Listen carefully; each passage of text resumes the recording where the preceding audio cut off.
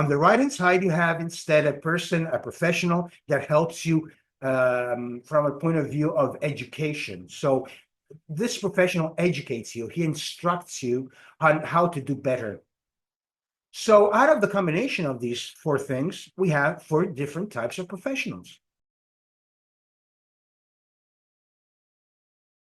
Growth is a very important aspect of our life, whichever is the area in which you operate. Okay, as an individual, for example, as a parent, as a spouse, in your profession, in your social endeavors or political endeavors, whatever, you need to grow. You need to become better and better and better all the time. Otherwise, you stay stuck. And it takes time to grow. And so that is why there are certain uh, professionals that are there to help you speed up the process. And believe me, eventually it will cost you much less in terms of time, opportunities, money, whatever. It's going to cost you much less if you do have a professional helping you than doing it on your own. You're going to make many mistakes, but we learn by mistakes. Yes, but some you can avoid. All right. So you have to go to these, but which one? And so this is why I wanted to prepare this episode for you so that you can have a vague idea of who to go to and why that is better than the other one. If you're enjoying what you're listening to, don't forget to click on the like button. And if you don't want to miss more videos like this that can contribute to your personal and professional growth, subscribe now to the channel. You have a graph, and in this graph, you see that it's divided in four parts: a superior one, an upper one, a lower one, on the left and on the right. Now, up on top, on the superior part, on the upper part, you have dynamics. Okay, these professionals are good because they have some knowledge, deep knowledge of certain dynamics that take place in one's person and in the way people behave and do things and operate in. And so this is very important to keep in mind. On the other hand, on the lower part, you have professionals that are more keen on experience. It doesn't mean they don't have knowledge about these dynamics, but that's not their real forte.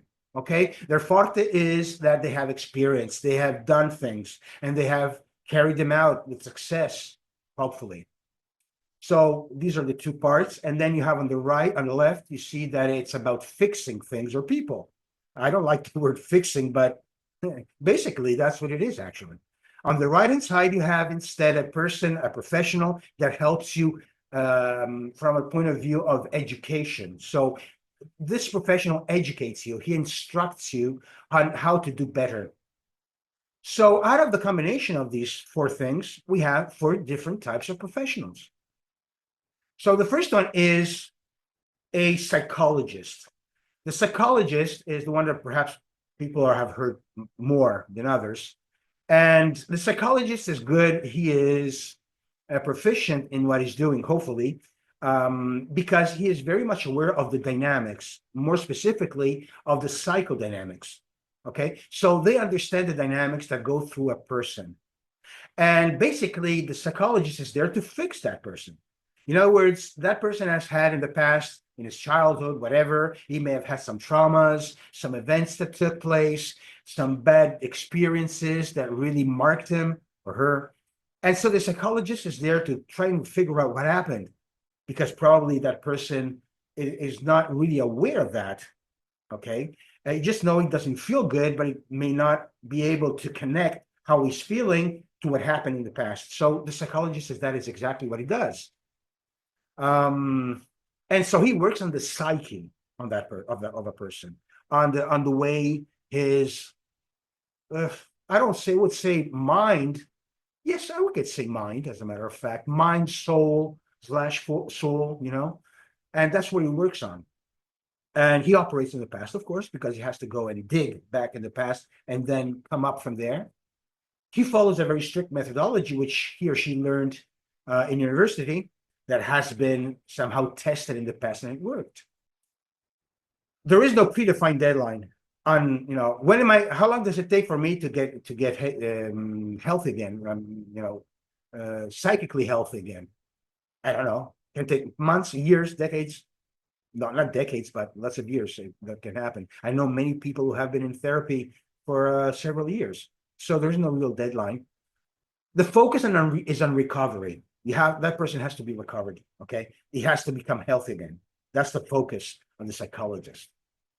Now you go down and we find the consultants. The consultant as now is not well. He even the consultant has to have some kind of knowledge of the dynamics going on. For example, in a workplace, okay, if he's an expert in processes or leadership, or the various things that happen in a company, okay, financially, economically, all these things. And the consultant works on his experience more than in his knowledge. He may have done university, but there's many things that university do not teach. And so the only way you can learn them is by experience. And instead of an entrepreneur going through all the problems and all the trouble, he just has the help of a consultant, which is the smart thing to do. So the consultant works basically on technical issues, technical operational issues in a company, or not just only a company. He operates in the past too. He has to fix things, right? He follows his or her own know-how. Okay, the professional builds his own know-how. The interventions that I do are spot. In other words, they get to the company or whatever when he is needed. That's it. Focus on the implementation.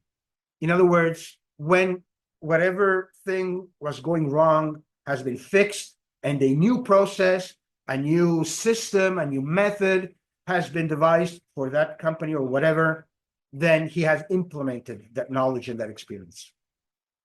Now we go on the other side and always on experience, and we have a mentor which educates and instructs. What is a mentor? A mentor is, for example, an ex-entrepreneur who is old, but still would like to make some cash.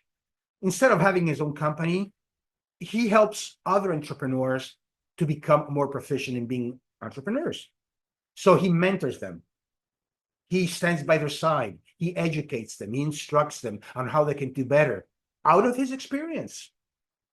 Okay, because for sure entrepreneurs, it's not the knowledge that they are very strong for, but it's their experience mostly and their intuition. Okay, he cannot teach intuition, but he certainly can teach experience. So he works on performance. He operates in the future. He wants to create new entrepreneurs. He follows his or own modus operandi. There is here too no predefined deadlines, but it's not as long as a psychologist, that's for sure. And then focus on excellence. He wants to take that a certain entrepreneur to a level of excellence as he was before. Then now we go up and we go into coaching.